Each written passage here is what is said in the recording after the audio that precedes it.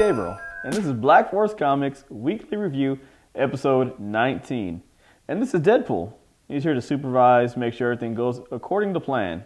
So we're going to go over this week's comics, or actually last week's comics, and then we're going to discuss the comics that are coming out this week, as well as some news that happened this week. So let's get started with the comics. First up, Bator Down #1. Now this is going to be a short run series running parallel with Darth Vader series. This #1 issue finds Darth Vader right after issue number 12 of Darth Vader, traveling to another planet, and he's passing over another planet called Vasvora. I might be saying it wrong. Give me a second. Let me make sure I'm saying the name right. I'm going to say it wrong. Vragas is the name of the planet that he's passing over. And, he actually has to go there. His mission is to get there and find something. And there's a rebel base there. And there's 3 sets of rebels, X-Wing fighters flying around, doing maneuver, practicing. And then they see Vader. And they don't know it's Vader, but they see him and they start attacking him. And it's Vader, so he just starts wiping them out. And Luke is among the fighters in those squadrons, those 3 separate squadrons. He's in one of the squadrons. And so he's like, he's Vader, everyone back down, I know it's Vader. And so they totally go head-to-head, literally, and they collide into each other. It's pretty awesome. It shows them, and Vader's all, if he's as powerful in the Force as and he'll survive this. And Vader goes down on the planet. Henceforth, Vader down. So it's a rebel-based planet, and Vader crash lands on it. And it shows Vader crash landing and goes back to, pans back to space. Shows all these dead rebels just floating in space with all these exploded X-Wings. It's amazing. It's an amazing visual. And then, that's what happens. And it finds him fighting the rebels on the planet. So that's a good one. Bator Down, issue #1 is going to be a little short series, 4-part series. So check that one out. All right, next one. Secret Six #8. If you've been reading Secret Six with me, you know that it's a group of villains that have kind of got together with oh my gosh, I went blank. I am sorry, I do apologize. But they got together with one of the good guys, and he's put them together and making a team. Now they're finding out that Black Alice is among them, and Black Alice is absorbing all these arcane powers, and it's making her more corrupt and more evil. And every time she absorbs some new powers, she kind of knocks out, and she conks out. And so they're trying to help her, because they're now a family. This little ragtag group of villains, they're now a family, and so they're trying to save Black Alice because she's still just a young girl. And Ralph Denby, who is the one of the main characters in there, the leader of the group, he says we need to save her, we need to get her to safety. And there's an arcane rock that there's this group of beings that are kind of like witches. They've been around for a long time, and they say, well, you need to get this rock. It's at the bottom of the Atlantean Ocean. That's where Atlantean is. That's where you're going to find that rock. So you have to get to Atlantis. They have to get this rock. And so these witches create this kind of portal under the ocean that they all zap them into. It's a bubble-like covering, and it's keeping them safe from the elements. Their job is to get that arcane rock somehow, and then the King of Atlantis comes in. Arthur comes in, and he starts fighting Catman. So you have Aquaman and Catman fighting. So all the girls are literally just sitting there watching this fight commence. And as they're fighting, they start to notice that the bubble that's protecting them is starting to collapse, and the seawater is going to start coming in and crush them in their death. So they manage to get the rock, but it's too late. The water comes in. It goes to another scene with those 3 witches. Those 3 witches end up being sea creatures, evil sea creatures. So that's what happens at the end of that. We don't know what happened to our group of villains. We'll find out in episode number 9, or issue number 9, I guess. Next up, not the one we've been waiting for, but the one that's a precursor to the one we're waiting for that's coming out next week. Batman Europa #1. This is a 4-part series. Now this story is really amazing. What happens is Batman has contracted a virus, and he finds that this virus leads him to the Joker. And so he goes to find the Joker in Europe, and he's fighting the Joker, says, what have you done? What is this virus? And the Joker starts describing him what the virus is, and Batman's like, you knew, you did it. And the Joker's like, no, I have it too. And so Joker was tracking down the people that he thinks gave the virus to him. And so he tracks down a computer hacker who broke into Batman's computer And that's where they are. That's where they end up. The first couple of pages of this, though, it's kind of like fan fiction. If you look too far into it, where Batman and Joker are fighting each other and they're talking about, we have each other's blood on our lips. I don't know. Yeah, like I said, it gives them some fan fiction type stuff in those first couple of pages. But that's Batman Europa issue number 1. It's only a 4-issue series, so check that one out. It's going to be pretty awesome. Next up, Titans Hunt number 2. Now this continues with our original Teen Titans. It's going to have Caveman or Cave Boy. It's got, oh my gosh, I went blank again. It's got Red Arrow. It's got Robin. It's got Aqualad,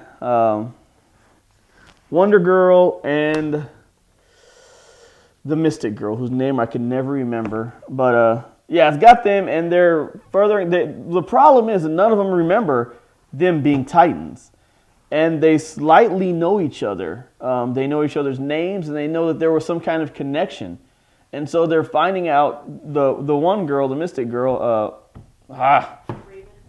No, it's not Raven. This is the original Titans. I'm sorry, I can't remember her name. Anyway, that girl, she's the only one that recalls everything, and she's kind of like a counselor for all of them, independent of each other. And so she's realized she has to call them all together, and so she's starting to do that because one of them is missing. And so they're doing that, and she's calling them all together, and that's kind of where it is. It's very simple to the point, but it's a good series. It's very well written. It's a good mystery. If you like Agatha Christie type stuff, jump on that. All right, next up, one that I was waiting for. We're going to be a whole bunch of Marvel heavy ones right here.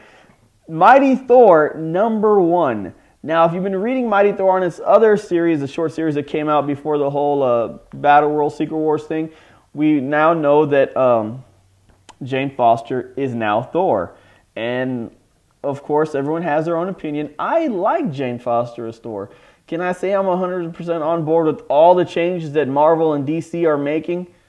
Not really, but I like this Thor being Jane Foster. It's an amazing spin on the story. And if you looked at Thor in the past and how he has lapses in his memory, it's been building up to it. It has. So it's a really good story. So really, all this is about Jane Foster talking about how she's dying, and every time she uses the power of Thor, all the cancer treatment that she has in her body that's attacking the cancerous cells, it kind of just disappears. So every time she's using the hammer, she's literally killing herself. She's allowing the cancer to kill her. But she's doing it because she knows it has to be done. And of course, back on wherever the heck they're from. Yeah, that place where they're all from, across the Rainbow Bridge. The Allfather has kind of taken over. He's thrown Freya in jail. Odin's son, who was formerly Thor, is missing, and so Thor now goes, or Jane Foster, because she is the councilwoman for Midgard. She goes and she talks about all the other council people, because what's happening is dark elves are attacking the light elves, and they're throwing them into Earth's atmosphere and kind of just making a mess of things. And we know it's all Malakath behind this whole thing. Jane Foster knows it's Malakath. Freya knows it's Malakath. But the Allfather is so wrapped up in himself and what he's doing that he's not paying attention to any of that. So Thor's going to take care of that and the Roxanne Company all by herself. So we believe in you, Thor. You can do it. I know you can do it. All right, next up, Star-Lord number 1. Now this is a cool story because I think this is going to be his complete origin story. This is going to tell us how Peter Quill got into outer space, how he became Star-Lord. What this happens, it takes place right with the comic origin of his mom being killed by aliens and sacrificing herself to save him, and then him becoming a mechanic in a NASA type setting where they're got this rocket ship and they're reverse engineering it, and they're trying to figure out how to get the warp speed out of it. And every night he practices in this little shuttle that they have, this little mock shuttle.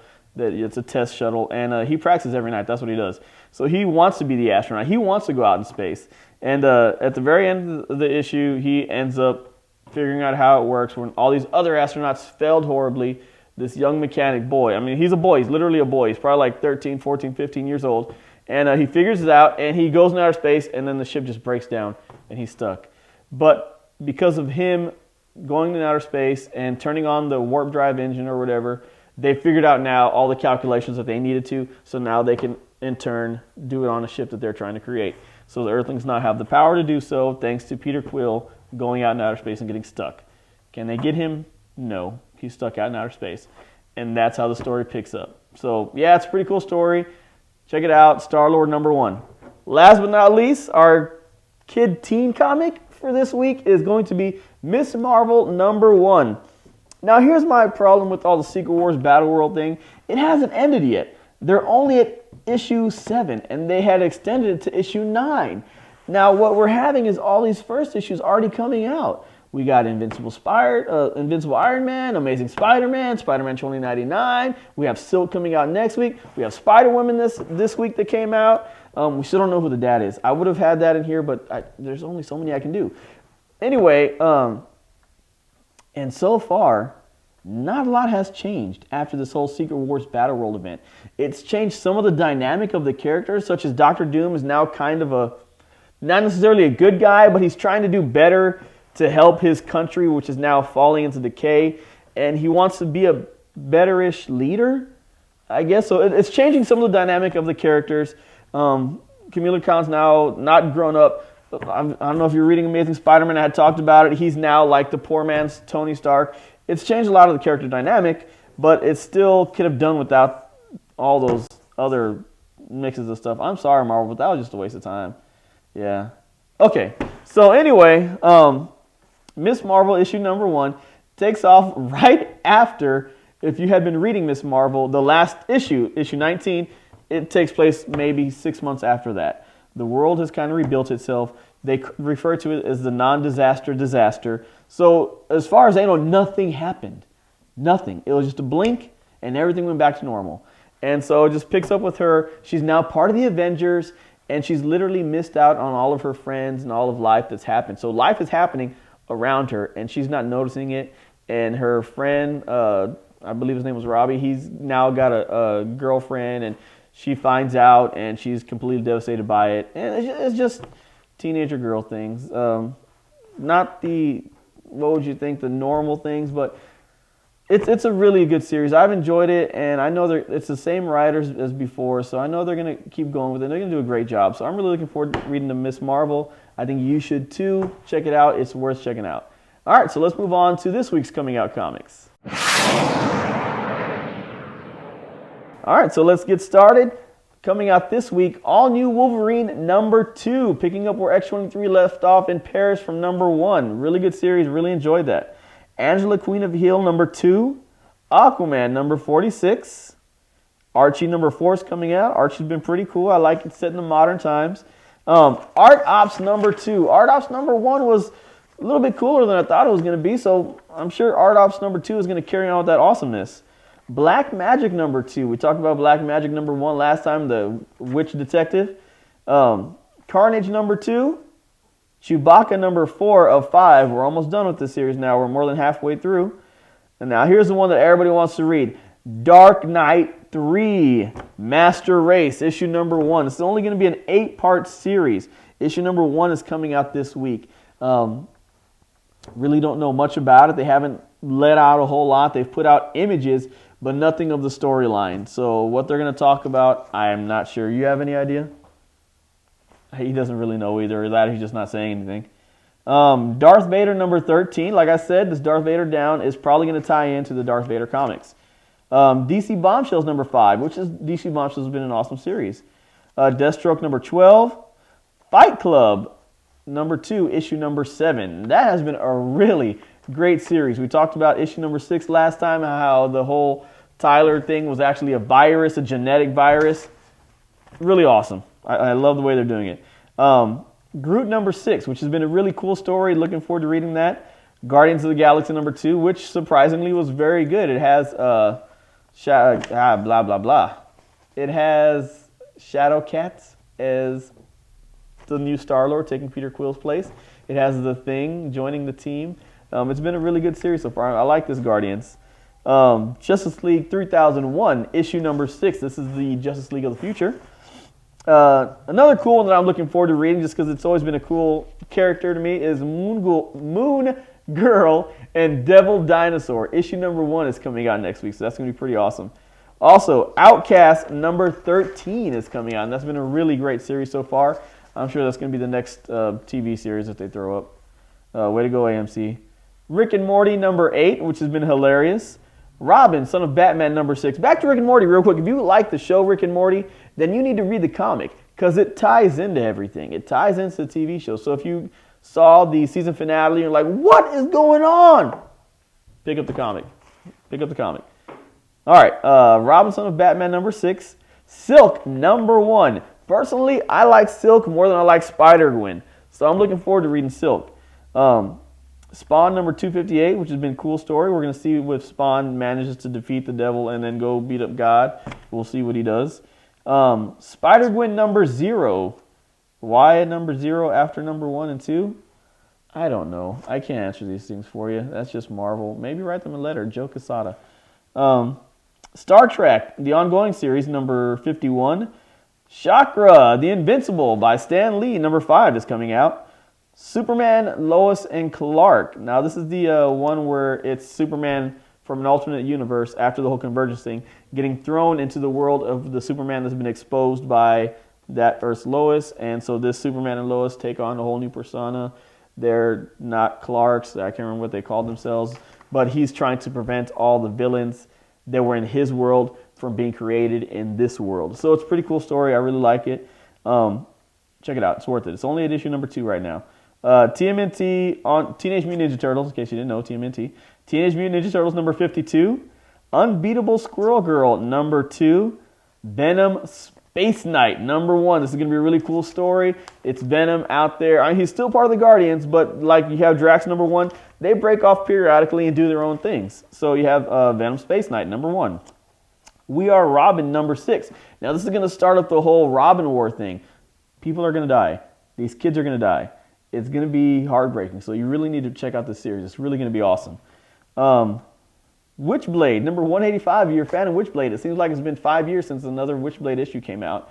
And lastly, Wonder Woman number 46. Also seems like it's been 500 years since one of those came out. So those are the comics that are going to come out this week, the week of Thanksgiving. All right, next up, let's get into the news.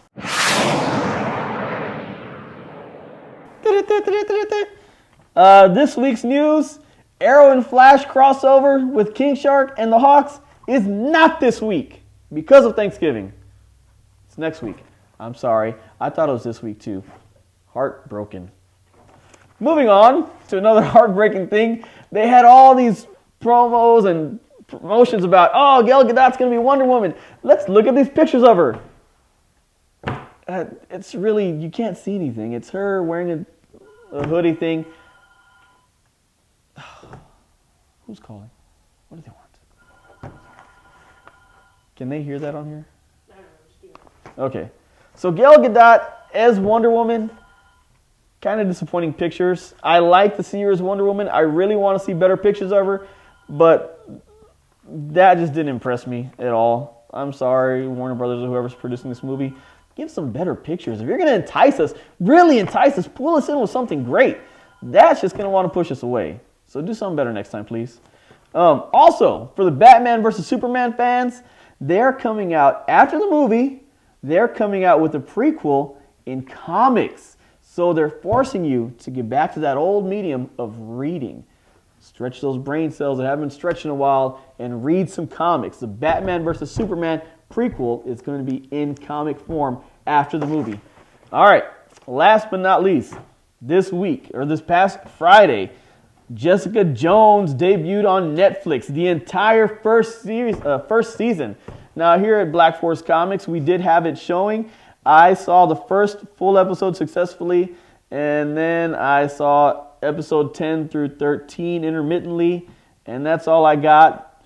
It seemed really good. I like that they introduced Luke Cage. There's a lot of Luke Cage, and then it seems like there's not any Luke Cage for a couple of episodes. The girl that they picked for Jessica Jones, to me, from comic to screen, it's kind of difficult to see the correlation, but I like the actor. She's a good actor. She's doing a good job. If you have kids, I'm sorry, they can't watch it. There's a lot of cussing. There's a lot of sex scenes. There's a lot of Yeah, don't show it to your kids. If you do, just have the clicker ready, or the old cover your eyes, kids type of deal going on. It's a really good show. It's really well written. Comparatively to Daredevil, okay, here we go. Level. This is Daredevil. This is Jessica Jones. About like that. All right. So I like Daredevil a little bit more than I like Jessica Jones because it's a better story. I liked Daredevil's character. He's been an ongoing character for a long time. Jessica Jones is relatively new to the comics, but her backstory is an amazing one. I like David Tennant. I like the villain that he's playing. It's a really good story. So I do like it. I don't hate it. I do like it. I just like Daredevil better. I'm sorry. But yeah, so that came out. Check it out if you have a chance. It's a really good show.